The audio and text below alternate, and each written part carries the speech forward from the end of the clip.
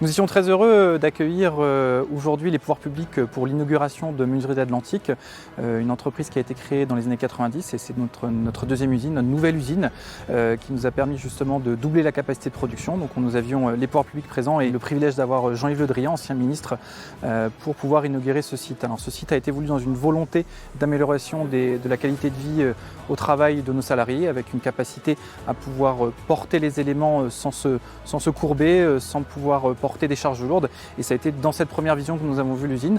Sur le site de Landivisio, nous fabriquons des menuiseries en PVC, blanc pour 70%, couleur pour 30%, avec de la bicoloration et de la monocoloration, c'est-à-dire du blanc intérieur, de la couleur extérieure, ou alors couleur intérieure et extérieure. Donc on a d'abord un système de stockage avec un transstockeur automatisé qui range dans des casiers les profilés, c'est la matière première, hein. Donc il n'y a plus de port de charge de la matière première déjà au départ.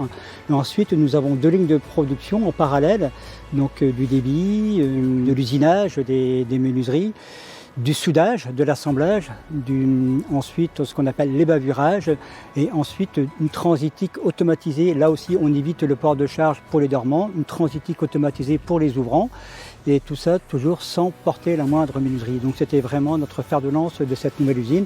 Le site va être équipé de panneaux solaires d'ici la fin de l'année.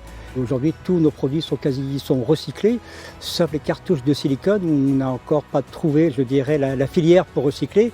Mais les chutes de PVC, le carton, le plastique, l'aluminium, tout ça est trié et recyclé. Donc ce qui fait qu'on a vraiment une usine à 0 déchet.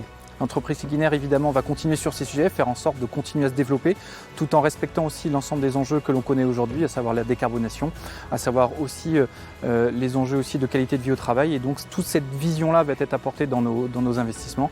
Et c'est pour ça aussi que c'était aujourd'hui une fierté d'accueillir les pouvoirs publics pour leur présenter nos engagements, notre volonté de continuer à s'inscrire sur le territoire breton et de faire en sorte de s'inscrire justement avec des projets tout en respectant les enjeux d'aujourd'hui.